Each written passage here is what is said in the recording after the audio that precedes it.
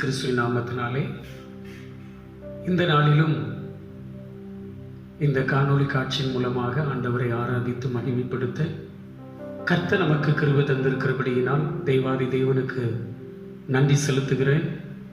இந்த காணொளி காட்சியிலே கலந்து கொள்கிற உங்கள் யாவரையும் ஆண்டவர் தாமே ஆசீர்வதிப்பாராக.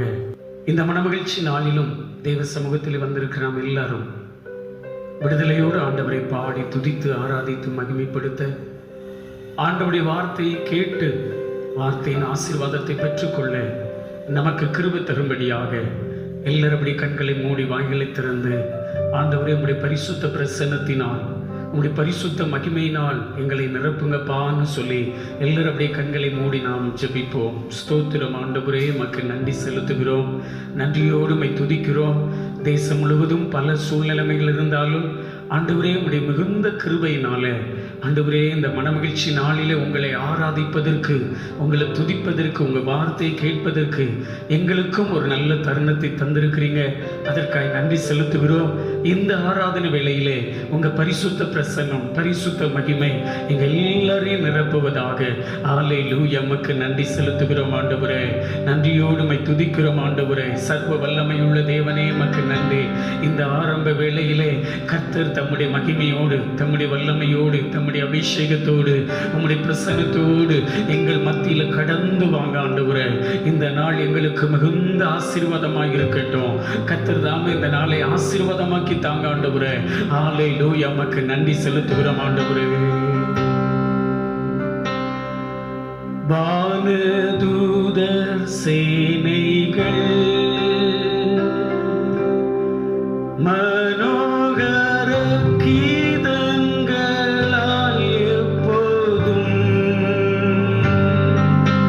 வானதூதர் சேனைகள் மனோகர கீதங்களால் எப்போதும்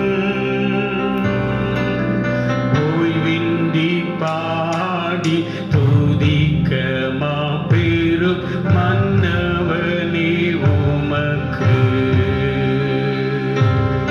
ஓய்வின்றி பாடி துதிக்க மாபெரும் மன்னவனே உமக்கு. இன்றை தினமதிலும் ஒருமித்து கூடவும் நாமத்தினார், இன்றை தினமதிலும் ஒருமித்து கூடவும் நாமத்தினார், தந்தனின் கிருபைக்காக உமக்கென்றும் ஸ்தோத்திரம் ஸ்தோத்திரமே. தந்தனின் கிருபைக்காக உமக்கென்றும் ஸ்தோத்திரம் ஸ்தோத்திரமே. ஸ்தோத்திரம் இயேசுநாதா, உமக்கென்றும் ஸ்தோத்திரம் இயேசுநாதா. ஸ்தோத்திரம் இயேசுநாதா, உமக்கென்றும் ஸ்தோத்திரம் இயேசுநாதா. ஸ்தோத்திரம் செய்கிறோம் நின்னடியார் திரு நாமத்தின் ஆதரவே. ஸ்தோத்திரம் செய்கிறோம் நின்னடியார் திரு நாமத்தின் ஆதரவே. உங்கள் அன்பின் பரலோக பிதாவே, நல்ல ஆண்டவரே, ஆசீர்வதிக்கப்பட்ட இந்த மனமகிழ்ச்சி நாளின் கால வேளைக்காக உமக்கு நன்றி செலுத்துகிறோம். இந்த நாளிலும் ஆண்டவரே, நாங்கள் ஆண்டவரே உமக்கு ஸ்தோத்திரம், ஆலயத்தில் போய் ஆராதிக்க முடியவில்லை என்றாலும் எங்கள் வீடுகளில் இருந்து உம்மை துதிக்க, ஆராதிக்க, மகிமைப்படுத்த எங்களுக்கும் ஒரு நல்ல தருணத்தை தந்தீங்க. அதற்காக நன்றி செலுத்துகிறோம்.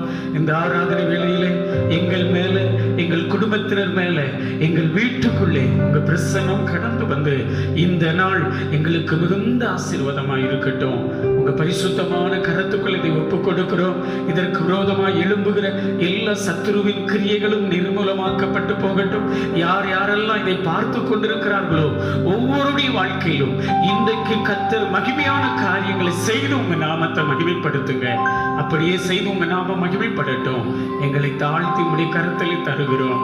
எல்லா துதிக்கான மகிமை உங்களுக்கு செலுத்துகிறோம். இயேசுவின் நாமத்தில் பிதாவே, ஆமென். தொடர்ந்து நாம் ஆண்டவராகிய இயேசு கிறிஸ்துவின் நாமத்துக்கு மகிமையாக ஒரு சில பாடல்களை பாடி ஆண்டவரை நாம் மகிமைப்படுத்துவோம். அல்லேலூயா. ஒரு பாடலை பாடி ஆண்டவருடைய நாமத்தை மேன்மைப்படுத்த போகிறோம். அப்பா பிதாவே, அன்பான தேவா, அருமை இரட்சகரே, ஆவியானவரே, எங்கேயோ பாவ சேற்றில் வாழ்ந்துட்டு இருந்த நம்மையும் ஆண்டவர் மீட்டு அவருடைய பிள்ளைகளாய் மாற்றியிருக்கிறாரே, அதை நினைத்து உணர்ந்து நல்ல கரங்களை தட்டி என்னோட சேர்ந்து பாடி ஆண்டவருடைய நாமத்தை மேன்மைப்படுத்து.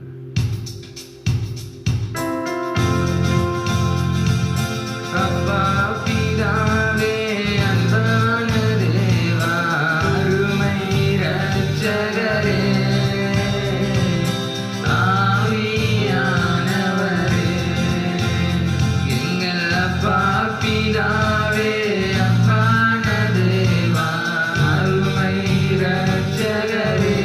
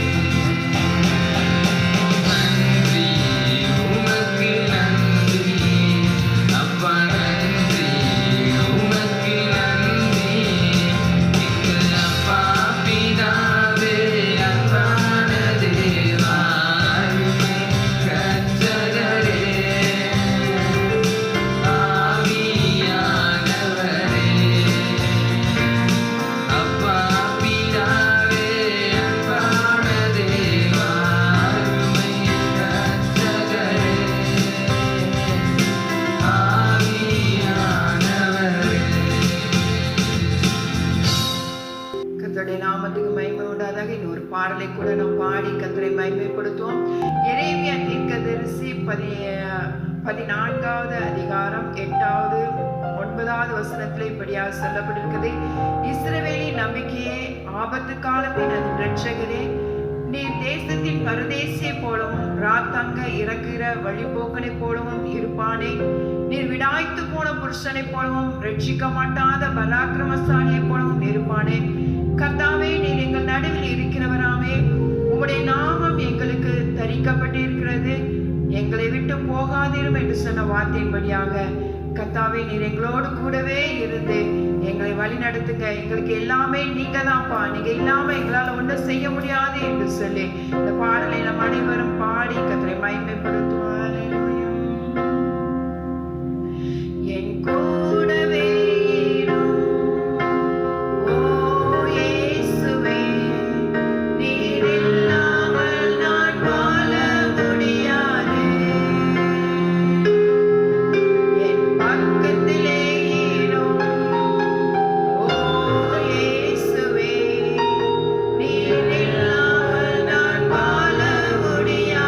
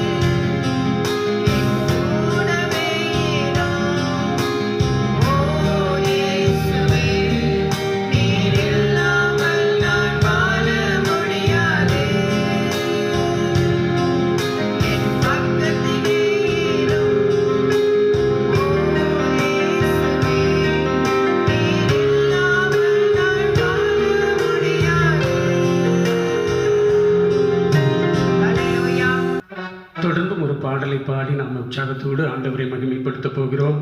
எல்லாருக்கும் தெரிந்ததான ஒரு பாடல், ஆண்டவர் படைத்த வெற்றியின் நாள் இது, இன்று அகமகிழ்வோம் அக்களிப்போம் அல்லேலூயா பாடுவோம் என்று சொல்லி நல்ல கரங்களை தட்டி உற்சாகத்தோடு பாடி நாம் ஆண்டவரை மகிமைப்படுத்துவோம்.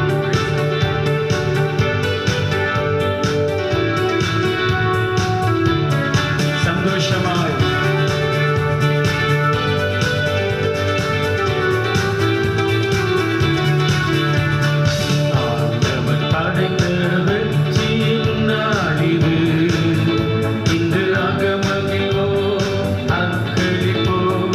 Alleluia, paduvo. Indu agamagilvo.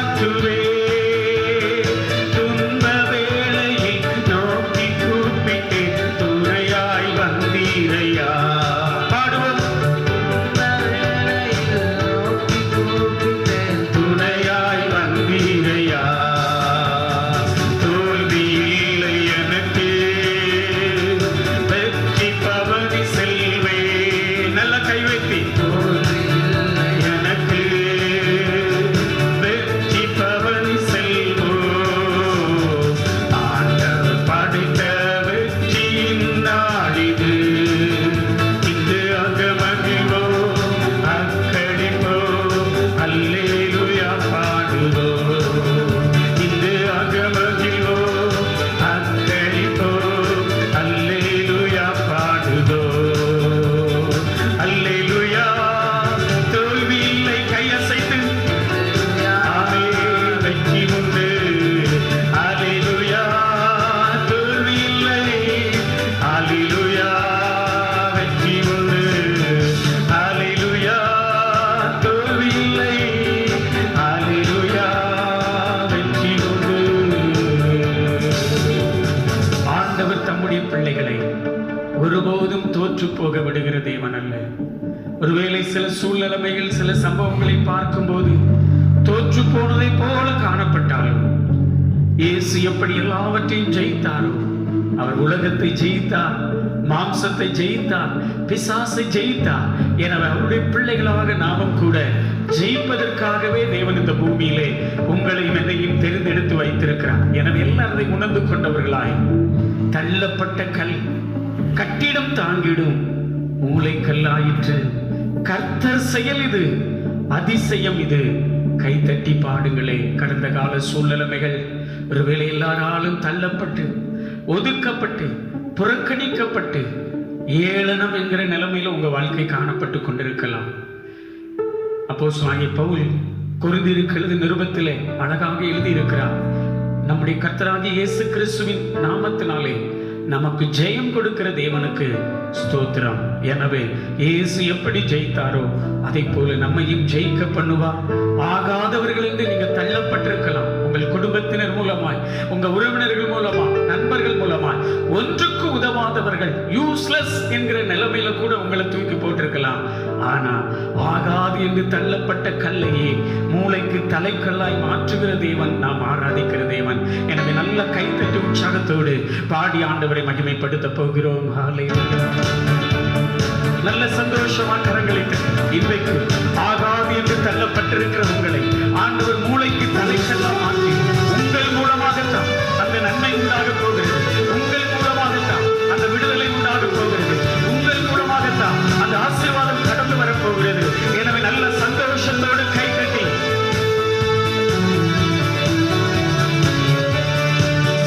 தள்ளப்பட்ட கல் கட்டிடம் தாங்கிடும் மூளைக்கல்லாயிற்று. தள்ளப்பட்ட கல் கட்டிடம் தாங்கிடும் மூளைக்கல்லாயிற்று.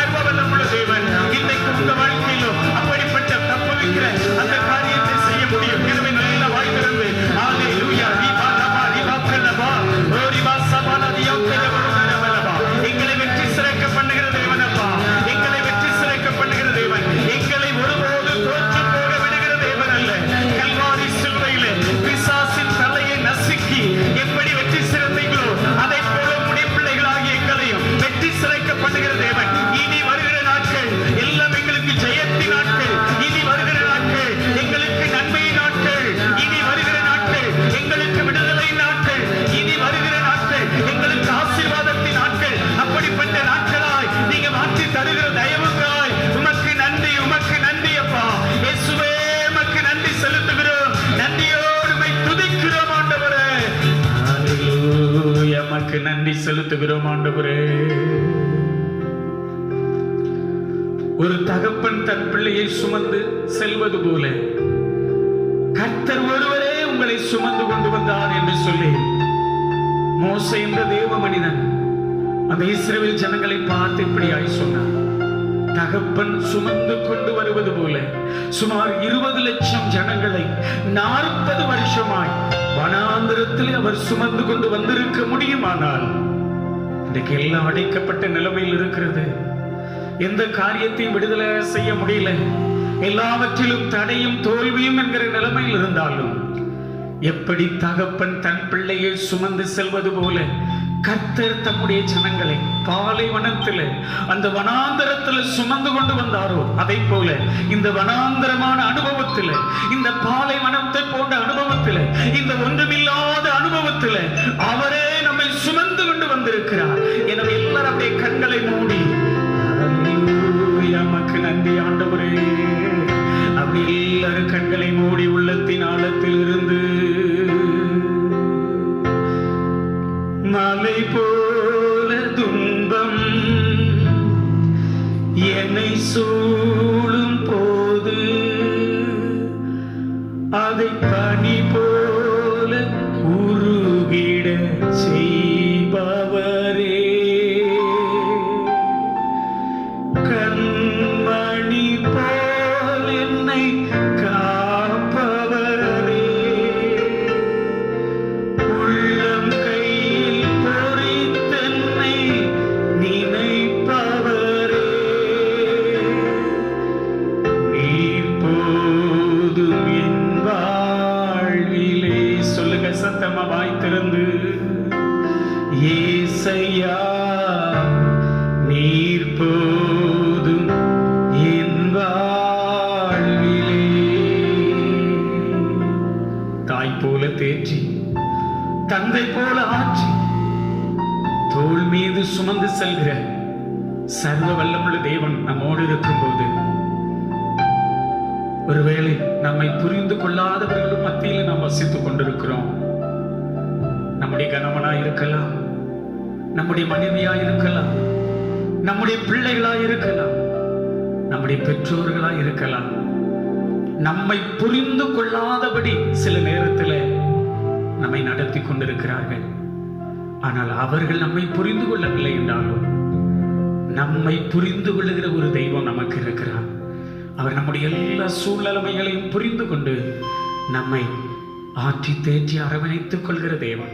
எனவே எல்லாரும் அப்படியே கண்களை மூடி, ஆண்டவரே என் கூட தான் இருக்கிறாங்கப்பா, என் கூட தான் பழகிட்டு இருக்கிறாங்க, ஆனா என்ன அவங்களால புரிந்து கொள்ள முடியலப்பா, என்னுடைய சூழ்நிலைமை அவங்களால புரிந்து கொள்ள முடியல, ஆனா நீரோ எல்லாவற்றையும் புரிந்து கொள்கிற தேவன், இன்றைக்கு எனக்கு உதவி செய்யும்னு சொல்லி அப்படி எல்லாரும் கண்களை மூடி உள்ளத்தினால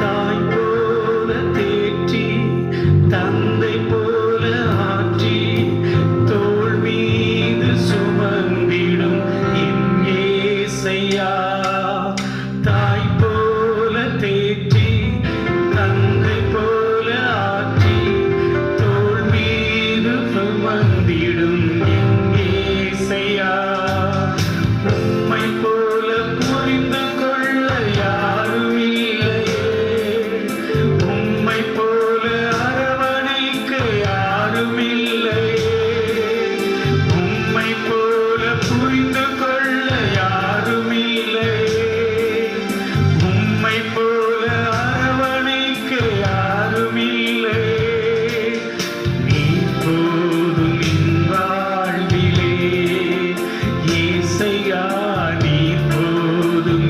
எல்லாரும் அப்படியே உள்ளத்தின் ஆழத்தில் இருந்து, நீர் போதும் என் வாழ்விலே, ஏசையா நீ போதும் என் வாழ்விலே, மலை போல துன்பம் என்னை சூழும் போது பனி போல உருகிட செய்பவரே, மலை போல துன்பம்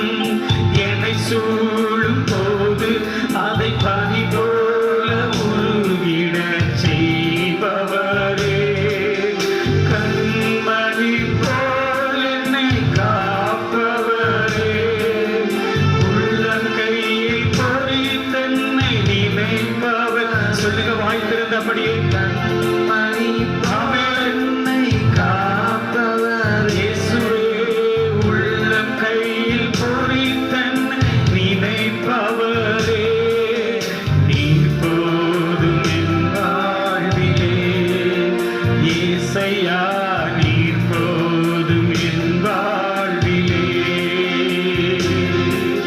பலவீன நேரம் என் கிருபை உனக்கு போதும் உன் பலவீனத்தில் எலன் தருவேன் என்றே பலவீன நேரம் என் கிருபை உனக்கு போதும் உன் பலவீனத்தில் பலன் தருவேன் என்றே நிழல் போல என் வாழ்வில் வருபவரே விலகாமல் துணை நின்று காப்பவர் எல்லாரும் பாடுவோம் நிழல் போல ஆமென் ஆண்டவரே வருபவர் ஆமென் விலகாமல் துணை நின்று காப்பவரே நீர் போதும் என் வாழ்விலே இயேசையா நீர் போதும் என் வாழ்விலே இதோ உன்னை என் உள்ளம் கைகளிலே வரைந்து வைத்திருக்கிறேன்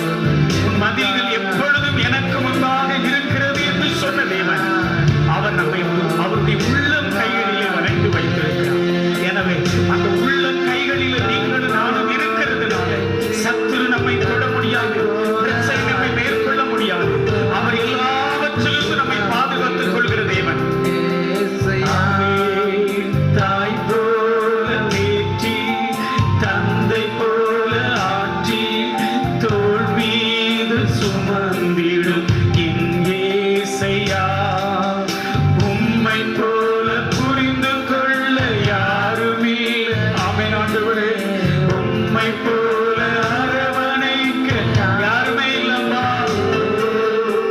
உம்மை போல புரிந்து கொள்ள யாருமில்லை உம்மை போல அரவணைக்க யாருமில்லை நீ போதும் என் வாழ்விலே இயேசையா உலகம் என்னை கைவிட்டால் உறவுகள் என்னை கைவிட்டால் நான் நம்பியிருக்கிற மனிதர்கள் என்னை கைவிட்டால் என்னை ஒருபோதும் கைவிடாத தேவன் கர்த்தர் தமது ஜனத்தை நெகிழ விடாமலும் தம்முடைய சுதந்திரத்தை கைவிடாமலும் இருப்பார் என்ற வார்த்தையின்படியே இதுவரைக்கும் என்னை கைவிடாமல் கரம் பிடித்து நடத்தி கொண்டு வந்த தேவன் இனிமேலும் என்னை நடத்த போறீங்க ஆண்டவரே உங்களுக்கு நன்றின்னு சொல்லி சுமந்திடும் இயேசையா தாய் போல தேற்றி தந்தை போல ஆற்றி தோள் மீது சுமந்திடும் என் இயேசையா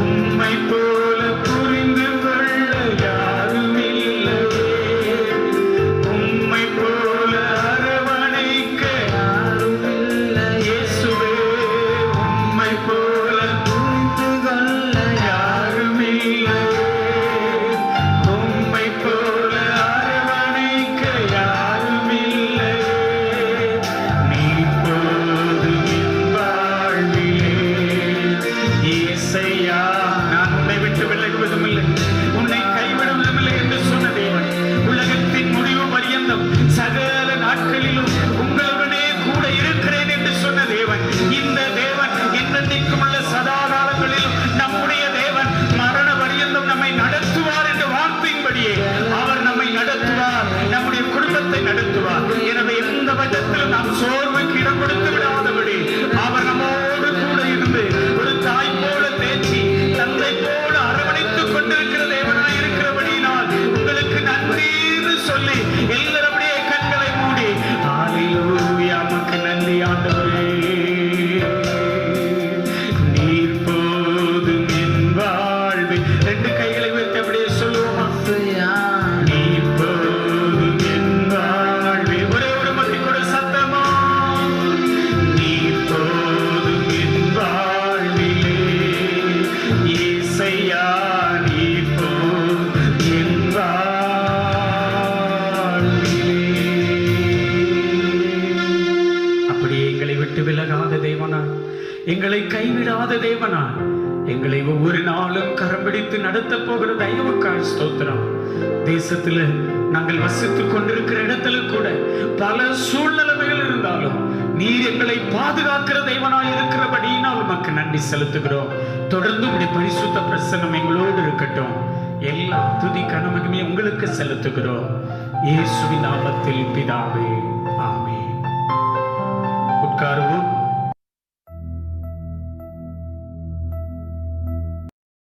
பிரைஸ் தி லார்ட். ஆண்டவராகிய இயேசு கிறிஸ்துவின் நாமத்தினாலே மீண்டுமாக வந்திருக்கிறோம் யாவரையும் அன்போடு வாழ்த்தி வரவேற்கிறோம். இதே காணொளி காட்சியின் மூலமாக பார்த்து கொண்டிருக்கிற உங்களையும் ஆண்டவர் ஆசீர்வதிப்பாராக. சிறிது நேரம் ஆண்டோடைய வசனத்தை நாம் தியானிக்க போகிறோம். ஒரு வசனத்தை எடுத்து நாம் வாசிக்க கேட்க போகிறோம். 1 யோவான் 4வது அதிகாரம் 4வது வசனத்தை நாம் வாசிக்க கேட்போம். பரிசுத்த யோவான் எழுதின முதலாவது நிருபம் 4வது அதிகாரம் 4வது வசனம். பிள்ளைகளே, நீங்கள் தேவனால் உண்டாயிருந்து அவர்களை ஜெயித்தீர்கள். ஏனெனில் உலகத்தில் இருக்கிறவனிலும் உங்களில் இருக்கிறவர் பெரியவர். உலகத்தில் இருக்கிறவனிலும் உங்களில் இருக்கிறவர் பெரியவர். கண்களை மூடி ஆண்டவர் இந்த வசனத்தின் மூலமாக நம்மோடு பேசும்படியாக ஆண்டவரை பாடினோம், நல்லது. அவரை விடுதலையாக துதித்தோம், நல்லது. அவரை ஆராதித்து மகிமைப்படுத்தினோம், நல்லது. ஆண்டவர் பேசும்போது அந்த வார்த்தையை கேட்டு அதன்படி நடப்பதுதான் நமக்கு மிகுந்த நல்ல காரியமா இருக்கும். எனவே எல்லாரும் அப்படியே கண்களை மூடி ஒரு பயபக்தியோடு என்னோடு பேசும் ஆண்டவரே, எல்லாரும் அப்படியே சொல்லுங்க, வாய் திறந்து என்னோடு பேசும் ஆண்டவரே. ஜெபித்து கொண்டிருக்கிற ஒவ்வொரு பிள்ளைகளோடும் கர்த்தர் பேசுவீராக. வார்த்தைகள் பரலோகத்திலிருந்து கடந்து வருவதாக. அபிஷேகிக்கப்பட்ட, உயிர்ப்பிக்கிற, உணர்த்துவிக்கிற, உற்சாகப்படுத்துகிற கிருபை பொருந்திய வார்த்தைகள் இயேசுவின் நாமத்தினாலே வெளிப்படட்டும். அடிமையை மறைத்து நீங்க வெளிப்படுங்க. என்னுடைய ஆவி, ஆத்துமா, சிந்தை, நாவு எல்லாவற்றிலும் உங்க ஆளுகை இருக்கட்டும். இயேசுவின் நாமத்தில் பிதாவே, ஆமென். அல்லேலூயா. உலகத்தில் இருக்கிறவனிலும் உங்களில் இருக்கிறவர் பெரியவர். அல்லேலூயா. இந்த அருமையான மனமகிழ்ச்சி நாளிலே ஆண்டவர் நமக்கு சொல்லுகிற அருமையான ஒரு வார்த்தை, உலகத்தில் இருக்கிறவனிலும் உங்களில் இருக்கிறவர் பெரியவர். இந்த வசனத்தினுடைய மேல் பகுதி இப்படியாய் சொல்லுகிறது, பிள்ளைகளே, நீங்கள் தேவனால் உண்டாயிருந்து அவர்களை ஜெயித்தீர்கள். அல்லேலூயா. தேவன் உங்களையும் என்னையும் ஒரு பெரிய விடுதலைப்படுத்தி ரட்சிப்பை நமக்கு தந்திருக்கிறார். தந்திருப்பதின் நோக்கம் நாம் ஜெயிக்கிறவர்களாய் காணப்பட வேண்டும் என்பதற்கு தான். எனவே தேவ பிள்ளைகளாகி நம்முடைய வாழ்க்கையிலே நாம் எப்பொழுதும் நம்முடைய சிந்தையிலே நிறுத்திக் கொள்ள வேண்டிய, வைத்துக் கொள்ள வேண்டிய ஒரு காரியம், உலகத்தில் இருக்கிறவனிலும் எனக்குள் இருக்கிறவர் பெரியவர். அல்லேலூயா. இயேசு கிறிஸ்து இந்த உலகத்திலே பிறக்கும் போது அவரை குறித்து இப்படியாய் சொல்லப்பட்டது. லூக்கா எழுதிய நற்செய்தி நூல் 1வது அதிகாரம் 31, 32. இதோ நீ கர்ப்பவதியாகி ஒரு குமாரனை பெறுவாய். அவருக்கு இயேசு என்று பெயரிடுவாயாக. போதும், அவர் பெரியவராயிருப்பார். ஹல்லேலூயா. இயேசு கிறிஸ்து இந்த பூமியிலே வந்து பிறந்தபோது அவருக்கு சொல்லப்பட்ட வார்த்தை, அவர் பெரியவராயிருப்பார் என்று ஒரு அருமையான வார்த்தை சொல்லப்பட்டது. எனவே அந்த பெரிய தேவன் யார் யார் கூடலாம் இருக்கிறாங்களோ அவங்களும் பெரிய காரியங்களை செய்கிறவர்களாய் இருப்பார்கள். அல்லேலூயா. இயேசு ஊழியம் செய்த நாட்களிலே தம்முடைய சீசர்களை பார்த்து இப்படியாய் சொன்னார். யோவான் எழுதிய நற்செய்தி நூலிலே நாம் வாசிக்கும் போது, யோவான் எழுதிய நற்செய்தி நூல் 14வது அதிகாரம் 12ஆம் வசனத்தில் இப்படியாய் சொல்லுகிறார். வாசிக்கலாம். மெய்யாகவே நான் உங்களுக்கு சொல்லுகிறேன், நான் என் பிதாவினிடத்துக்கு போகிறபடியினால் என்னை விசுவாசிக்கிறவன் நான் செய்த கிரியைகளை தானும் செய்வான், இவைகளை பார்க்கிலும் பெரிய கிரியைகளையும் செய்வான். இயேசு கிறிஸ்து ஊழியம் செய்த நாட்களிலே பெரிய கிரியைகளை, அற்புதங்களை, அடையாளங்களை செய்தார். எனவே அவரை விசுவாசிக்கிறவர்களாகிய நம் மூலமாகவும் அப்படிப்பட்ட பெரிய காரியங்களை செய்ய முடியும் என்பதைத்தான் இயேசு அவர் அழகாக சீசர்களை பார்த்து சொல்லி இருக்கிறார். எனவே தேவ பிள்ளைகளாகிய நம்முடைய வாழ்க்கையிலே எந்த சூழ்நிலையிலும் அது நாம் சோர்ந்து போகாதபடி பெரிய காரியங்களை செய்கிற பெரிய தேவன் எனக்குள்ளே இருக்கிறார் என்கிற நம்பிக்கையோடு நாம் காணப்படுவோம். நிச்சயமாகவே வருகிற நாட்கள் பெரிய காரியங்கள் நம்முடைய வாழ்க்கையிலே நடைபெறுகிற நாட்களாக இருக்க முடியும். வேதத்தில் நாம் வாசிக்கும் போது பழைய ஏற்பாட்டின் நாட்களிலே அருமையான தேவ மனுஷனாகிய சாலோமோன் இதை அறிந்திருந்தார். சாலோமோன் இப்படியாய் சொன்னார். 2 நாளாகமத்தின் புஸ்தகம் 2வது அதிகாரம் அதிலே 5வது வசனத்தை வாசிக்க கேட்போம். 2 நாளாகமத்தின் புஸ்தகம் 2வது அதிகாரம் அதிலே 5வது வசனம். எங்கள் தேவன் எல்லா தேவர்களை பார்க்கிலும் பெரியவர், ஆகையால் நான் கட்டப் போகிற ஆலயம் பெரிதாய் இருக்கும். ஹல்லேலூயா. தேவனுக்கென்று ஒரு ஆலயம் கட்ட விரும்பின அந்த சாலமோன் அந்த ஆலயம் கட்டுகிற அந்த சூழ்நிலைமையில இப்படியாய் சொல்லுகிறார், எங்கள் தேவன் எல்லா தேவர்களை பார்க்கிலும் பெரியவர், ஆகையால் நான் கட்டப் போகிற ஆலயம் பெரிதாய் இருக்கும் என்று சொல்லி பெரிய தேவனுக்கு ஒரு ஆலயத்தை கட்டுகிறதை பார்க்கிறோம்.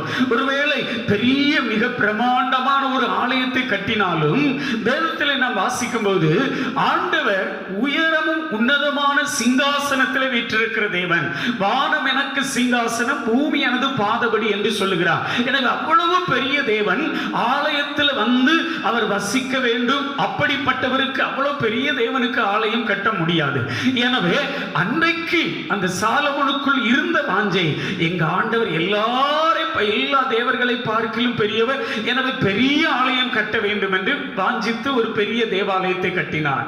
சாலமோனுக்குள்ளே இப்படிப்பட்ட ஒரு சிந்தை இருந்தது.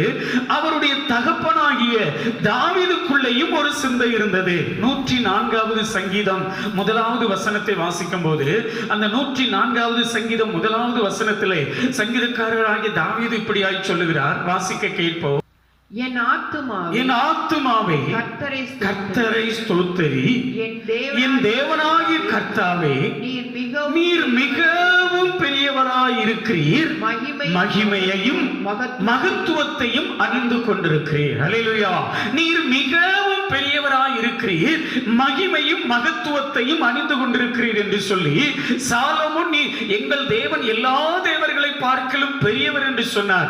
ஆனால் சாலமோனுடைய தகப்பனாகிய தாவீது சொல்லுகிறார், நீர் மிகவும் பெரியவராய் இருக்கிறீர் என்று சொல்லி அந்த தேவனை பெரிய தேவனாய் அவர் எப்பொழுதும் தன்னுடைய இருதயத்தில் வைத்திருந்தார்.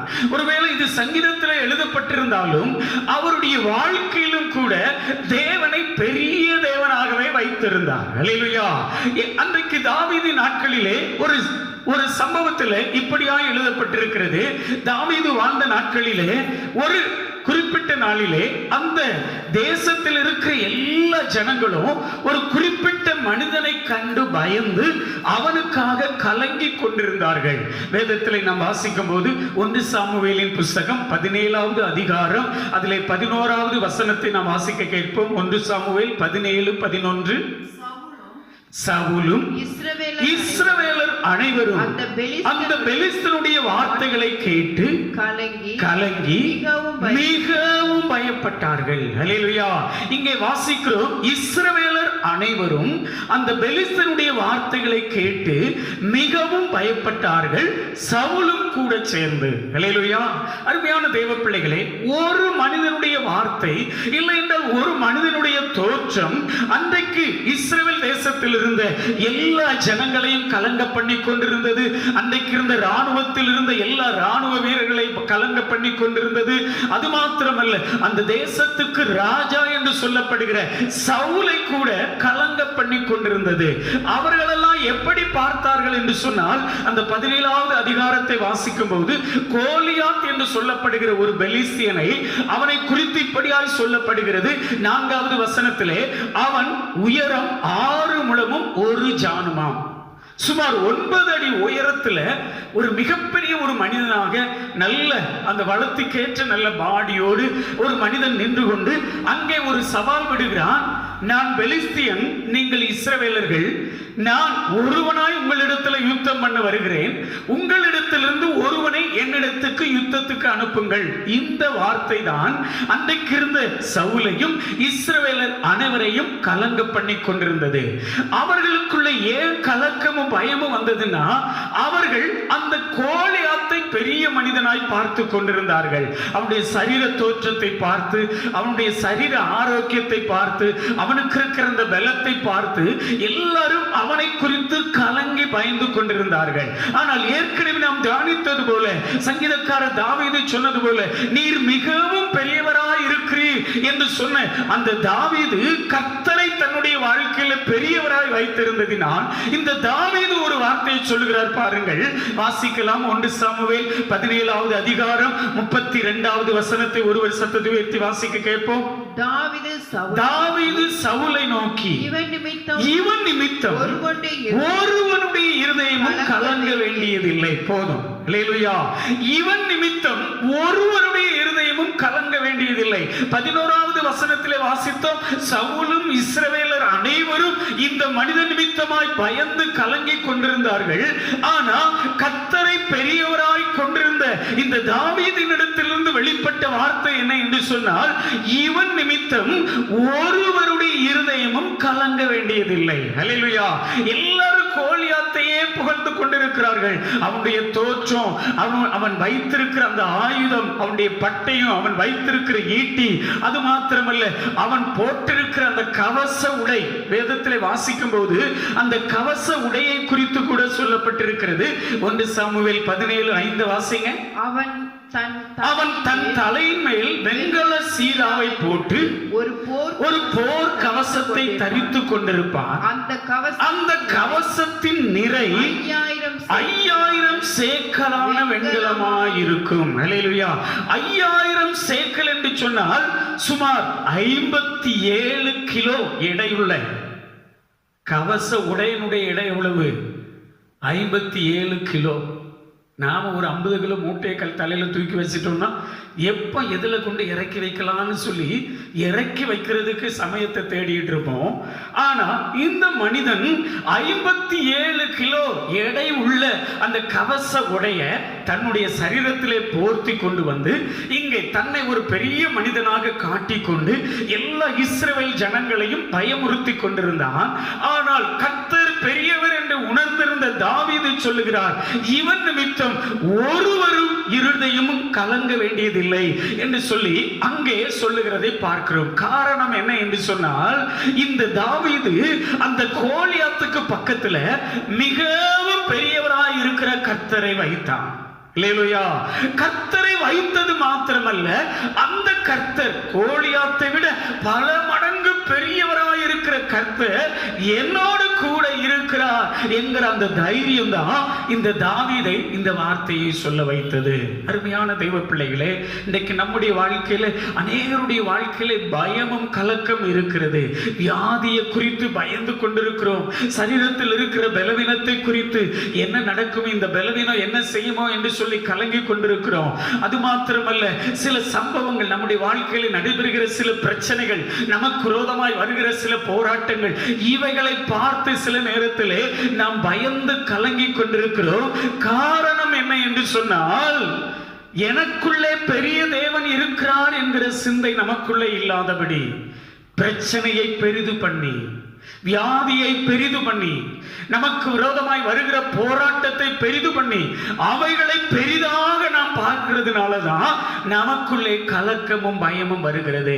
அருமையான தேவ பிள்ளைகளே, அன்றைக்கு இருந்த அந்த சூழ்நிலைமையில மற்ற ஜனங்கள், ஏன் இஸ்ரவேல் அந்த தேசத்தினுடைய ராஜாவாகிய சவுலும் அந்த கோலியாத்தை பார்த்த விதம் வேறு, ஆனால் தாவீது கோலியாத்தை பார்த்த விதம் வேறு. எல்லாரும் அவனுடைய சரீர தோற்றத்தை பார்த்தார்கள், அவனுடைய அந்த ஆயுதத்தை பார்த்தார்கள், அவனுடைய காரியங்களை பார்த்தார்கள். ஆனா தாவீது மட்டும் கர்த்தரை பார்த்தான். எனவே கர்த்தரை பார்த்ததுனாலதான் அவனுக்குள்ளிருந்து வெளிப்பட்ட வார்த்தை, இவன் நிமித்தம் ஒருவனுடைய இருதயமும் கலங்க வேண்டியதில்லை. ஹல்லேலூயா. அது மாத்திரமல்ல, பெரிய தேவன் எனக்குள்ளே இருக்கிறார் என்கிற ஒரு சிந்தை அவருக்குள்ளே இருந்தது. இன்னொரு காரியமும் இந்த தாவீதுக்குள்ளே காணப்பட்டது. வாசிக்கலாம். அதே 1 சாமுவேல் 17வது அதிகாரம் அதிலே 26வது வசனத்தை வாசிக்க கேட்போம். அப்பொழுது தாவீது தன் அண்டையிலே நிற்கிறவர்களை பார்த்து, இந்த பெலிஸ்தனை கொன்று இஸ்ரவேலுக்கு நேரிட்ட நிந்தையை நீக்கிறவனுக்கு என்ன செய்யப்படும்? ஜீவனுள்ள தேவனுடைய சேனைகளை நிந்திக்கிறதற்கு இந்த விருத்த சேதனம் இல்லாத அந்த பெலிஸ்தன் எம்மாத்திரம். ஹல்லேலூயா. முதலாவது, கர்த்தரை தனக்குள்ளே பெரியவராக இந்த தாவீது வைத்திருந்தார். இரண்டாவது, அவருக்குள்ளே இருந்த காரியம் என்ன என்று சொன்னால், இந்த விருத்த சேதனம் இல்லாத அந்த பெலிஸ்தன் ஜீவனுள்ள தேவனுடைய சேனைகளை நிந்திப்பதற்கு இவன் எம்மாத்திரம். ஹல்லேலூயா. இந்த தாவீதுக்குள் இருந்த சிந்தை, அந்த இஸ்ரவேல் சேனைகள் ஜீவனுள்ள தேவனுடைய சேனை. ஹல்லேலூயா.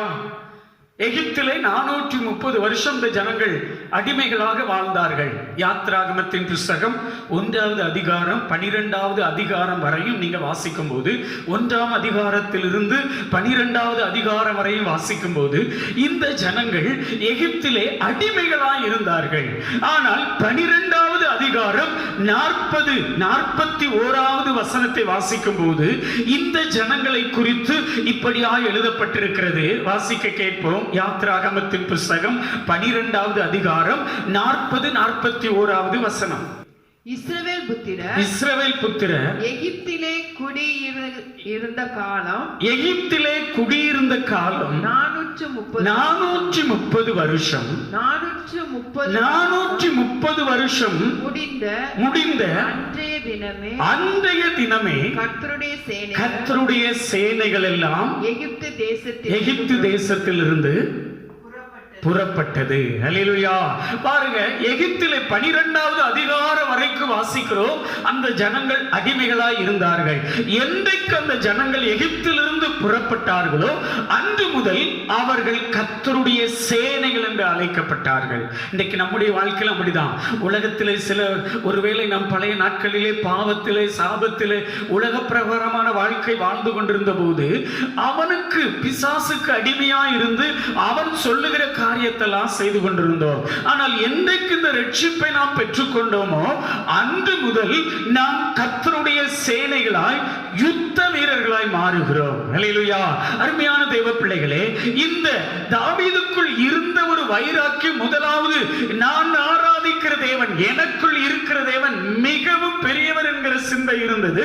இரண்டாவது, இந்த தாவீதுக்குள் இருந்தது இந்த விருத்த சேதனம் இல்லாத பெலிஸ்தன் இஸ்ரவேலின் சேனைகளை நிந்திப்பதற்கு, ஜீவனுள்ள தேவனுடைய சேனைகளை நிந்திப்பதற்கு எம்மாத்திரம் என்கிற வைராக்கியம் இந்த தாவீதுக்குள் இருந்தது. அருமையான தெய்வ பிள்ளைகளே, இன்றைக்கு கர்த்தருடைய சேனை என்று சொல்லப்படுகிற நீங்கள், உங்களுக்கும் எனக்குள்ளேயும் இந்த வைராக்கியம் உண்டாக வேண்டும்.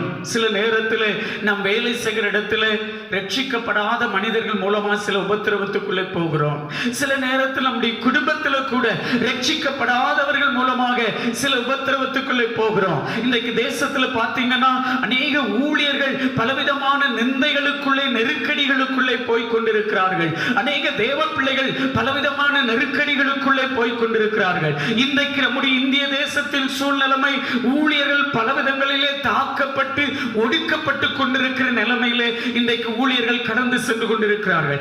இப்படிப்பட்ட சூழ்நிலைமையில கர்த்தருடைய சேனைகள் என்று சொல்லப்படுகிற நமக்குள்ளே ஒரு வைராக்கியம் வர வேண்டும். விருத்த சேதனம் இல்லாத இந்த மனிதன், ரட்சிக்கப்படாத இந்த மனிதன் ஜீவனுள்ள தேவனை, தேவனுடைய சேனைகளை, ஜீவனுள்ள தேவனுக்கு ஊழியம் செய்கிற ஊழியர்களை, ஜீவனுள்ள தேவனை ஆராதிக்கிற தேவ ஜனங்களை நிந்திப்பதற்கு இவன் எம்மாத்திரம் என்கிற அந்த வைராக்கியம் தேவ பிள்ளைகளாகிய உங்களுக்குள்ளேயும் எனக்குள்ளேயும் கடந்து வரணும். இந்த வைராக்கியம் வரணும்னா நமக்குள் இருக்க வேண்டிய சிந்தை, என் ஆண்டவர் எல்லாரை பார்க்கலும் பெரியவர். ஒருவேளை அவரிடத்திலே பண பலம் இருக்கலாம், அதிகார பலம் இருக்கலாம், இல்லை என்றால் ஆட்கள் பலம் இருக்கலாம். எவ்வளவு பெரிய பலம் இருந்தாலும் விருத்த சேதனம் இல்லாத இவன் கர்த்தருடைய பிள்ளைகளை, கர்த்தருடைய ஊழியர்களை நிந்திப்பதற்கு எம்மாத்திரம் என்கிற ஒரு வைராக்கியம் இன்றைக்கு தேவ பிள்ளைகளாகிய உங்களுக்குள்ளேயும் எனக்குள்ளேயும் கடந்து வர வேண்டும். யாருக்கு இது கடந்து வரணும்னா கர்த்தரை பெரியவராய் கொண்டிருக்கிறவர்களுக்குள்ளே. ஹல்லேலூயா. தாவீது அப்படி கர்த்தரை பெரியவராய் கொண்டிருந்ததுனாலதான் அன்றைக்கு இஸ்ரவேல் ஜனங்கள் எல்லாரும் தேசத்தில் ராஜாவும் பயந்து நடுந்து கொண்டிருந்த போது ஈவன் நிமித்தம் ஒருவருடைய இருதயமும் கலங்க வேண்டியதில்லை என்று சொல்லி அத்தனை பேருக்கு முன்பாக ஒரு வைராக்கிய வார்த்தைகளை சொல்லுகிறதை பார்க்கிறோம். அருமையான தேவ பிள்ளைகளே, இன்றைக்கு நம்முடைய தேசத்தின் சூழ்நிலை இப்படிதான் இருக்கிறது. நமக்குள்ளே ஒரு வைராக்கியம் இருக்கணும். பெரிய தேவன் எனக்குள்ளே இருக்கிறார் என்கிற ஒரு வைராக்கியம் இருக்கணும். அது மாத்திரமல்ல, ஜீவனுள்ள தேவனுக்கு ஊழியம் செய்கிற தேவ ஊழியர்களை, ஜீவனுள்ள தேவனை ஆராதிக்கிற தேவ பிள்ளைகளுக்கு விரோதமாய் செயல்படுவதற்கு இந்த விருத்த சேதனம் இல்லாத ரட்சிப்பை பெறாத இவன் எம்மாத்திரம் என்கிற அந்த வைராக்கியம் இருக்கணும். தாவீதுக்குள் அந்த வைராக்கியம் இருந்தது. இன்னொரு விசுவாசம் தாவீதுக்குள்ள இருந்தது. வாசிக்க கேட்போம். அதே 1 சாமுவேல் 17வது அதிகாரம் அதிலே 36வது வசனத்தை வாசிப்போம். 1 சாமுவேல் 17:36. அந்த சிங்கத்தையும் அந்த கரடியையும் உம்முடைய அடியானாகிய நான் கொன்றேன். விருத்த சேதனம் இல்லாத அந்த பெலிஸ்தியனும் அவைகளில் ஒன்றை போல் இருப்பான். ஹல்லேலூயா. தாவீதுக்குள் இருந்த ஒரு வைராக்கியம், ஒரு வாஞ்சையை பாருங்க. அதுக்கு முன்பாக அவர் ஆடுகளை மேய்த்து கொண்டிருந்த நாட்களிலே ஒரு முறை சிங்கம் வந்து ஆட்டை பிடித்து கொண்டு போனது, ஒரு முறை கரடி வந்து ஆட்டை பிடித்து கொண்டு போனது. இந்த சூழ்நிலையில தாவீது பயந்து கொண்டிருக்காதபடி அந்த சிங்கத்தின் வாய்க்கும் கரடியின் வாய்க்கும் ஆட்டை தப்புவித்தது மாத்திரமல்ல, அந்த சிங்கமும் கரடியும் இந்த தாவீதுக்கு விரோதமாய் வந்தபோது அந்த சிங்கத்தை தாடியை பிடித்து அடித்து கொன்று போட்டான். அதே போல கரடியை தாடையை பிடித்து அடித்து கொன்று போட்டான் என்று எழுதப்பட்டிருக்கிறது. ஹல்லேலூயா. அருமையான தேவ பிள்ளைகளே, இந்த தாவீது இந்த ஆடுகளை மேய்த்து கொண்டிருந்த நாட்களிலே ஏற்கனவே ராஜாவாக அபிஷேகம் பண்ணப்பட்டவன். 1 சாமுவேல் 16வது அதிகாரம் அதிலே 13வது வசனத்தை வாசிக்கும் போது வாசிக்க கேட்போம். 1 சாமுவேல் 16:13. அப்பொழுது சாமுவேல் தைல கொம்பை எடுத்து அவனை அவன் சகோதரன் நடுவிலே அபிஷேகம் பண்ணினான். அந்த நாள் முதற்கொண்டு கர்த்தருடைய ஆவியானவர் தாவீதின் மேல் வந்து இருந்தார். போதும். ஹல்லேலூயா. என்றைக்கு இவர் ராஜாவாக அபிஷேகம் பண்ணப்பட்டாரோ அன்று முதல் கர்த்தருடைய ஆவியானவர் தாவீதின் மேல் இருந்தார். எனவே கர்த்தருடைய ஆவியானவர் தாவீதின் மேல இருந்ததுனால சிங்கத்தை தாடைய பிடித்து அடித்துக் கொள்வதற்குரிய பலன் அவருக்கு இருந்தது. கரடிய தாடையை பிடித்து அடித்துக் கொள்வதற்குரிய பலன் அவருக்கு இருந்தது. ஹல்லேலூயா. இப்போ சிங்கத்தோடும் கரடியோடும் யுத்தம் பண்ணி அதோடு சண்டை போட்டு ஜெயித்து அதுல ஜெயத்தை பெற்றுக்கொண்டு கர்த்தர் தன்னோடு இருக்கிறார் என்பதை அறிந்திருக்கிறதுனால இப்போ இங்கே இந்த வசனத்தில் இப்படியாய் சொல்லுகிறார், விருத்த சேதனம் இல்லாத அந்த பெலிஸ்தியனும் அந்த சிங்கங்களில் ஒன்றை போல அந்த கரடியில் ஒன்றை போல இருப்பான் என்று சொல்லி அவருக்குள்ளே ஒரு வைராக்கியம், ஒரு விசுவாசம், ஒரு நம்பிக்கை இருந்தது. அல்லேலூயா. அருமையான தெய்வ பிள்ளைகளே, இன்றைக்கு ஆண்டவர் நமக்குள்ளேயும் அபிஷேகத்தை ஊற்றியிருக்கிறார். நாம் ஆண்டவருடைய அபிஷேகத்தை பெற்றுக்கொண்ட தெய்வ பிள்ளைகளாய் இருக்கிறோம். நமக்கு விரோதமாய் சிங்கத்தை போன்ற மனிதர்கள் வந்தாலும், நமக்கு விரோதமாய் கரடியை போன்ற மனிதர்கள் வந்தாலும், நம்முடைய குடும்பத்துக்கு விரோதமாக, நம்முடைய வேலைக்கு விரோதமாக, நம்முடைய பிள்ளைகளுக்கு விரோதமாக, நம்முடைய ஊழியங்களுக்கு விரோதமாக இப்படிப்பட்ட சூழ்நிலைமை எல்லாம் வந்தாலும் தாவீதோடு கர்த்தருடைய ஆவியானவர் இருந்ததுனால தாவீது சிங்கத்தை எப்படி மேற்கொண்டாரோ, கரடியை எப்படி மேற்கொண்டாரோ, மேற்கொண்டாரோ அப்படி மேற்கொள்ளுகிற பலனை தருகிற சர்வ வல்லமுள்ள தேவன் நம்மோடு கூட இருக்கிறார். எனவேதான் அப்போஸ்தலனாகிய யோவான் தன்னுடைய நிருபத்தில் இப்படியா எழுதியிருக்கிறார், உலகத்தில் இருக்கிறவனிலும் உங்களில் இருக்கிறவர் பெரியவர். ஹல்லேலூயா. உலகத்தில் சிங்கத்தை போன்ற மனிதர்கள் இருக்கலாம், உலகத்தில் கரடியை போன்ற மனிதர்கள் எழும்பி உங்களுக்கு விரோதமாக காரியங்களை செய்து உங்களை பட்சிக்கும்படியான காரியங்களை செய்து கொண்டிருக்கலாம். ஆனால் தேவ ஆவியானவர் நம்ம மேல இருக்கிறதுனால அவர்களை பட்சிக்கத்தக்கதான அபிஷேகத்தை, அவர்களை பட்சிக்கத்தக்கதான வல்லமையை நம்ம மேல ஊற்றி அவர் நமக்குள்ளே இருக்கிறார் என்கிற சிந்தை தேவ பிள்ளைகளாக நமக்குள்ளே இருக்க வேண்டும். அல்லேலூயா. அத்தனை ஜனங்களும் பயந்து நடுங்கிக் கொண்டிருந்த அந்த ஒரு பெரிய கோலியாத்துக்கு முன்பாக தாவீது எப்படி தைரியமாய் போய் நின்றார் என்று சொன்னால், அந்த சிங்கத்தின் வாய்க்கும் அந்த விருத்த சேதனம் இல்லாத சிங்கத்தை நான் எப்படி அடித்துக் கொண்டேனோ அவைகளில் ஒன்றை போல இவனும் இருப்பான் என்று சொல்லி இந்த விருத்த சேதனம் இல்லாத இந்த பெலிசியனும் இருப்பான் என்பதை அறிந்திருந்ததுனாலதான் தாவீது இந்த வார்த்தையை சொல்லுகிறார். அருமையான தெய்வ பிள்ளைகளே, இன்றைக்கு உலகத்தில் வாழ்கிற நமக்கு விரோதமா எத்தனையோ சவால்கள் இருக்கிறது. நாம் வேலை பார்க்கிற இடத்துல அநேக மனிதர்கள் நமக்கு விரோதமா எழும்பி பல காரியங்களை செய்து கொண்டிருக்கலாம். நம்முடைய குடும்பத்தில் இருக்கிறவங்க கூட சில நேரத்தில் நமக்கு விரோதமா எழும்பி பல காரியங்களை செய்து கொண்டிருக்கலாம். பக்கத்து வீட்டில் இருக்கிறவங்க நமக்கு விரோதமா எழும்பி பல காரியங்களை செய்து கொண்டிருக்கலாம். யார் எதை செய்தாலும் அன்றைக்கு தாவீதோடு கர்த்தருடைய ஆவியானவர் இருந்ததுனால சிங்கத்தை மேற்கொண்டது போல, கரடியை மேற்கொண்டது போல உங்களுக்கும் எனக்கும் மேற்கொள்ள அந்த கர்த்தருடைய ஆவியானவர் நம்மோடு கூட இருக்கிறார். எனவே நமக்குள்ள இருக்க வேண்டிய சிந்தை, உலகத்தில் இருக்கிறவனிலும் எனக்குள் இருக்கிறவர் பெரியவர் என்கிற சிந்தை இருக்க வேண்டும். அல்லேலூயா. நான்காவதாக இந்த தாவீதுக்குள் இருந்த சிந்தை என்ன என்று சொன்னால், அதை 1 சாமுவேல் 17வது அதிகாரம் அதிலே 37வது வசனத்தை வாசிக்க கேட்போம். 1 சாமுவேல் 17:37. பின்னும் தாவீது என்னை சிங்கத்தின் கைக்கும் கரடியின் கைக்கும் தப்புவித்த கர்த்தர் இந்த பெலிஸ்தனுடைய கைக்கும் தப்புவிப்பார் என்றான். ஹல்லேலூயா. சிங்கத்தின் வாய்க்கும் கரடியின் வாய்க்கும் என்னை தப்புவித்த என் ஆண்டவர் பெரிய தேவனாய் எனக்குள்ளே இருக்கிறார். அவர் இந்த பெலிஸ்தனுடைய கைக்கும் என்னை தப்புவிப்பார் என்கிற அந்த நம்பிக்கை, அந்த விசுவாசம் இந்த தாவீதுக்குள்ளே காணப்பட்டது. அருமையான தெய்வ பிள்ளைகளே, அந்த பெலிஸ்தனை பார்த்து அவன் எப்படி நிற்கிறானா, ஒரு பெரிய பட்டயத்தை வைத்துக்கொண்டு, ஒரு பெரிய ஈட்டியை தன்னுடைய கைகளிலே வைத்துக்கொண்டு, சரீரம் முழுவதும் போர் கவசங்களை, கவச ஆடைகளை அணிந்து கொண்டு அப்படி வந்து நின்று கொண்டிருக்கிறான். ஆனால் கர்த்தர் என்னை தப்புவிப்பார் என்கிற இந்த தாவீது கையில ஒரு கோலும் ஒரு சின்ன கல்லும் தான் இருந்தது. அல்லேலூயா. அந்த கோலியாத்தை போல பெரிய ஆயுதம் இவனுக்கு கிடையாது, இந்த தாவீது இடத்துல கிடையாது. இந்த கோலியாத்தை போல பெரிய கேடகம் இந்த தாவீதுக்கு கிடையாது. இந்த கோலியாத்தை போல நல்ல யுத்த பயிற்சியெல்லாம் இவருக்கு கிடையாது. ஆனா இவருக்குள் இருந்த நம்பிக்கை, பெரிய தேவன், அந்த கோலியாத்தை விட பெரிய தேவன் எனக்குள்ளே இருக்கிறார் என்கிற அந்த நம்பிக்கை தான் அந்த கோலியாத்துக்கு முன்பாக போய் நிற்க வைத்தது. இப்போ என்னை தப்புவிப்பார் என்கிற, கர்த்தர் என்னை தப்புவிப்பார் என்கிற வார்த்தை சொல்ல வைத்ததும் இந்த நம்பிக்கை தான். எனவே இவர் பட்டயத்தை தேடல, ஈட்டிய தேடல, தன்னுடைய கையில் இருந்த அந்த தடியையும் தன்னுடைய கரத்தில் இருந்த அந்த சின்ன கற்களையும் வைத்துக் கொண்டு அந்த கோலியாத்தோடு யுத்தம் பண்ணுவதற்கு கடந்து செல்கிறார். இப்படிப்பட்ட சந்தர்ப்பத்தில் தாவீது அந்த கோலியாத்தை பார்த்து இப்படி ஆய் சொல்லுகிறார். வாசிக்க கேட்போம். 1 சாமுவேல் 17வது அதிகாரம் 45வது வசனத்தை வாசிப்போம். அதற்கு தாவீது பெலிஸ்தியனை நோக்கி, நீ பட்டயத்தோடும் ஈட்டியோடும் கேடகத்தோடும் என்னிடத்தில் வருகிறாய், நானோ நீ நிந்தித்த இஸ்ரவேலுடைய இராணுவங்களின் தேவனாகிய சேனைகளுடைய கர்த்தரின் நாமத்திலே உன்னிடத்திலே வருகிறேன். அல்லேலூயா. இவன் சொல்லுகிறான், என்கிட்ட பட்டயம் கிடையாது, ஈட்டி கிடையாது, ஆனா என்னிடத்தில் ஒன்று இருக்கிறது.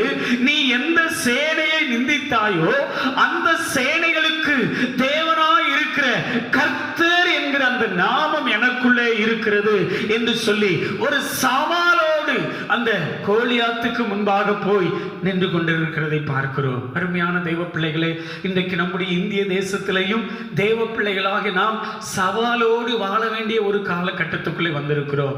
எங்கு பார்த்தாலும் ஊழியத்துக்கு விரோதமான காரியங்கள், எங்கு பார்த்தாலும் தேவ பிள்ளைகளுக்கு விரோதமான காரியங்கள் தேசத்தில் நடைபெற்று கொண்டிருக்கிறது. எனவே இந்த காலகட்டத்தில் நாம் சோர்ந்து போய் கொண்டிருக்காதபடி, பட்டயத்தையும் ஈட்டியையும் தேடிக் கொண்டிருக்காதபடி, நமக்குள்ளே கர்த்தர் பெரியவராய் இருக்கிறார் என்கிற சிந்தை இருக்க வேண்டும். அது மாத்திரமல்ல, அந்த கர்த்தர் என்கிற நாமம் நமக்குள்ளே இருக்கிறது என்கிற சிந்தையும் நமக்குள்ளே இருக்க வேண்டும். எனவேதான் இங்கே தாவீது சொல்லுகிறார், நீ பட்டயத்தோடும் ஈட்டியோடும் வருகிறாய், ஆனா நானோ நீ நிந்தித்த இஸ்ரவேலின் சேனைகளுடைய, இஸ்ரவேல் ராணுவங்களின் சேனையாகிய தேவனாகிய கர்த்தரின் நாமத்தினாலே வருகிறேன் என்று சொல்லி கர்த்தருடைய நாமத்தை தனக்கு முன்பாக வைத்து இந்த யுத்தத்துக்கு கடந்து செல்லுகிறான். ஹல்லேலூயா. அது மாத்திரமல்ல, இன்னொரு விசுவாச வார்த்தை அவர் சொல்லுகிறார் பாருங்க. 46வது வசனத்தை வாசிக்க கேட்போம். இன்றைய தினம் கர்த்தர் உன்னை என் கையில் ஒப்பு கொடுப்பார், நான் உன்னை கொண்டு உன் தலையை உன்னை விட்டு வாங்கி பெலிஸ்தருடைய பாளையத்தின் பிணங்களை இன்றைய தினம் ஆகாயத்து பறவைகளுக்கும் பூமியின் காட்டு மிருகங்களுக்கும் கொடுப்பேன். அதனால் இஸ்ரவேலில் தேவன் ஒருவர் உண்டு என்று பூலோகத்தில் எல்லாரும் அறிந்து கொள்வார்கள். பாருங்க, தாவீதுக்குள் இருந்த அந்த வைராக்கிய வாஞ்சையை பாருங்க. இஸ்ரவேலிலே தேவன் ஒருவர் உண்டு என்பதை பூலோகத்தில் இருக்கிற எல்லா ஜனங்களும் அறிந்து கொள்வார்கள் என்று சொல்லி கர்த்தருடைய நாமத்தை எல்லா ஜனங்களும் அறிந்து கொள்ள வேண்டும் என்கிற ஒரு வைராக்கியமும் விசுவாசமும் வாஞ்சையும் இந்த தாவீதுக்குள் இருந்தது. அடுத்த வசனத்தில் இப்படியா சொல்றார் பாருங்க, கர்த்தர் பட்டயத்தினாலும் ஈட்டினாலும் ரட்சிக்கிறவர் அல்ல என்று இந்த ஜனக்கூட்டம் எல்லாம் அறிந்து கொள்ளும். யுத்தம் கர்த்தருடையது, அவர் உங்களை எங்கள் கையில் ஒப்பு கொடுப்பார். ஹல்லேலூயா. யுத்தம் கர்த்தருடையது. முதலாவது கர்த்தருடைய நாமத்தை சொல்லுகிறார். இரண்டாவது கர்த்தர் பட்டயத்தினாலும் ஈட்டினாலும் ரட்சிக்கிறவர் அல்ல என்று சொல்லி கர்த்தருடைய வல்லமையை சொல்லுகிறார். மூன்றாவதாக யுத்தம் கர்த்தருடையது என்று சொல்லி எல்லாவற்றிலும் கர்த்தரையே தனக்கு முன்னிலைப்படுத்தி கொண்டு ஒரு அற்பமான ஒரு ஆயுதத்தோடு தனக்கு முன்பாக பெரிய பட்டயத்தையும் பெரிய ஈட்டியையும் சரீரம் முழுவதும் கவச உடைகளையும் போட்டு பரிசை பிடிப்பதற்கு இன்னொருவனையும் நிறுத்தி கொண்டு அப்படி கம்பீரமாய் நின்று கொண்டிருக்கிற அந்த கோலியாத் என்ற விருத்த சேதனம் இல்லாத மனிதனுக்கு முன்பாக கர்த்தருடைய நாமத்தை மட்டும் முன்பாக வைத்து கையில ஒரு தடியும் கைகளில் சில கூழாங்கற்களை வைத்துக் கொண்டு அவனுக்கு முன்பாக நின்று நடந்த காரியம் என்ன என்று சொன்னால், தாவீது வாசிக்க கேட்போம். 49வது வசனம், 1 சாமுவேல் 17:49. தன் கையை அடப்பத்திலே போட்டு அதிலிருந்து ஒரு கல்லை எடுத்து கவனிலே வைத்து சுழற்றி பெலிஸ்தனுடைய நெற்றியிலே பட எறிந்தான். அந்த கல் அவன் நெற்றியிலே பதிந்து போனதினால் அவன் தரையிலே முகங்குப்புற விழுந்தான். ஹல்லேலூயா.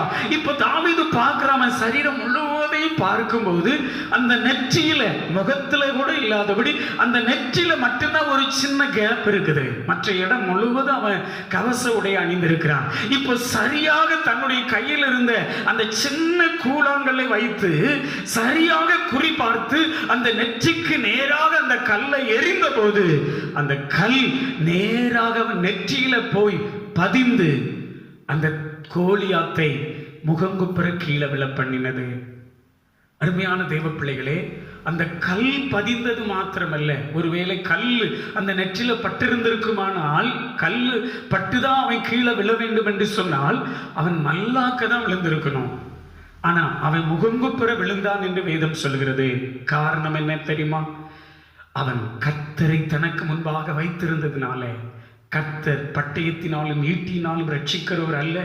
அது மாத்திரமல்ல, கர்த்தருடைய நாமத்தினாலே வருகிறேன், யுத்தம் கர்த்தருடையது என்று சொல்லி கர்த்தரையே தனக்கு முன்பாக வைத்து அந்த யுத்தத்தை செய்ததுனால அந்த யுத்தத்தில் ஒரு பெரிய ஜெயம்.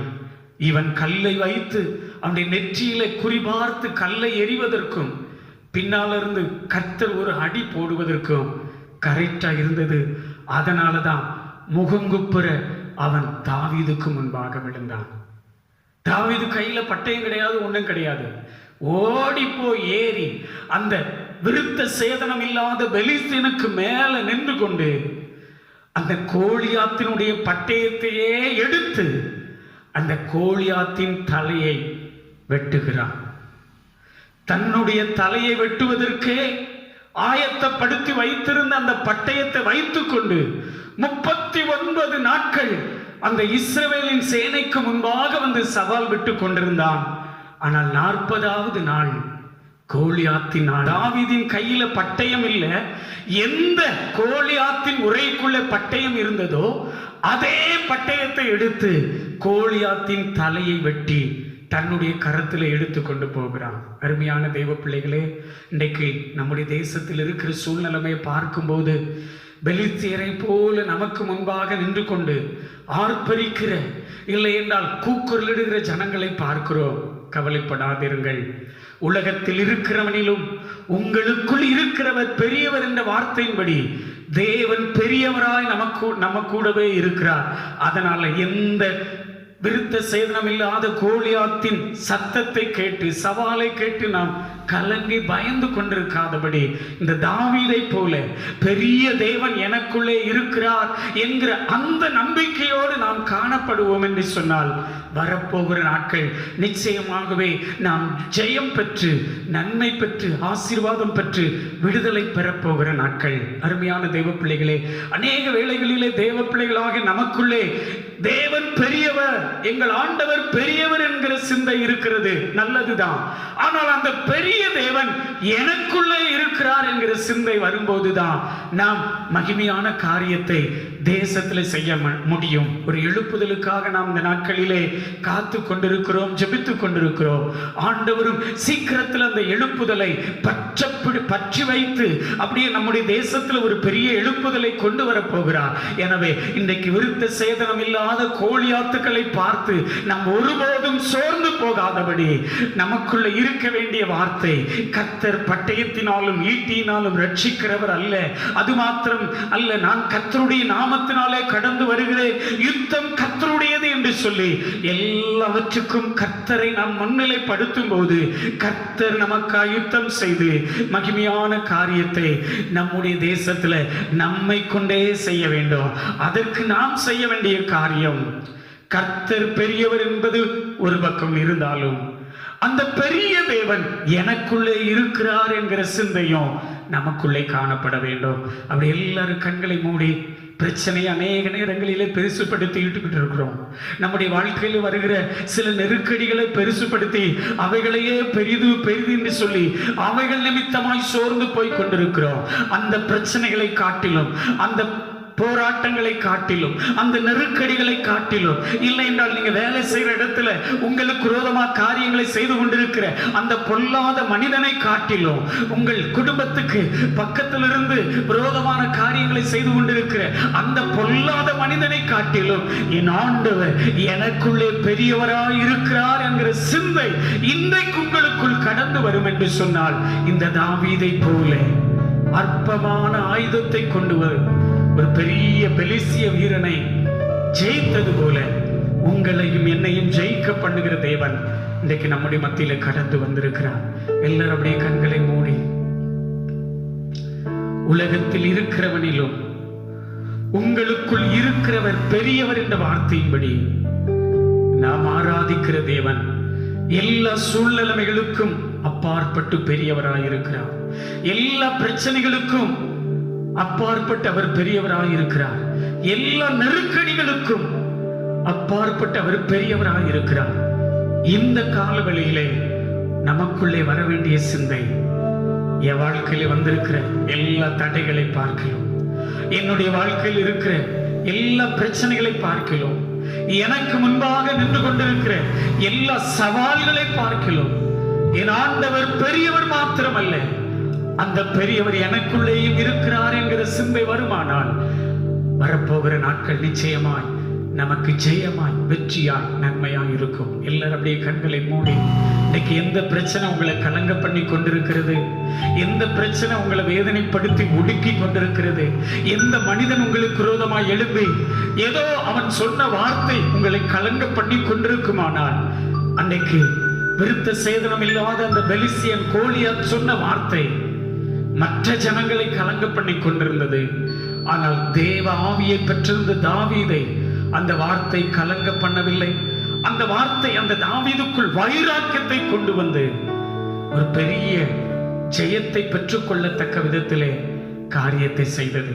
இந்த காலவேளையிலே ஆண்டவரே, என்னுடைய வாழ்க்கையிலும் கூட ஆண்டவரே, கலக்கங்கள் மாறி, வேதனைகள் நீங்கி, இன்றைக்கு அந்த விடுதலையை நான் பெற்றுக்கொள்ள எனக்கு கிருபை தாங்கன்னு சொல்லி அப்படியே கண்களை மூடி, சூழ்நிலைமைய பெருசா பார்த்தோம்னா அதுதான் நமக்கு பெருசு போல தெரிஞ்சுக்கிட்டு இருக்கோம்.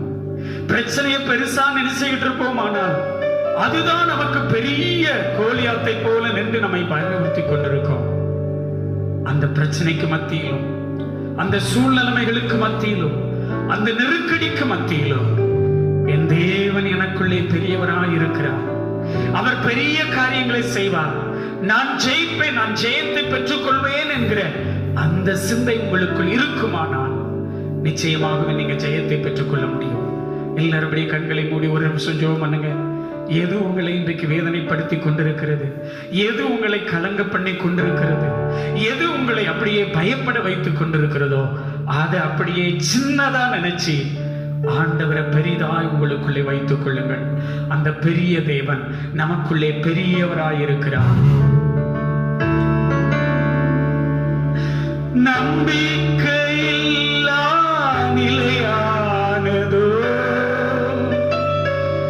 விசுவாசம் நீ குறைவானதோ, வல்லவர் உனக்குள்ளே இருக்கின்றார், பலக்கரம் தாங்குவார், கலங்காதே, வலக்கரம் தாங்குவார், கலங்காதே. நல்ல கரங்களை தட்டி உற்சாகத்தோடு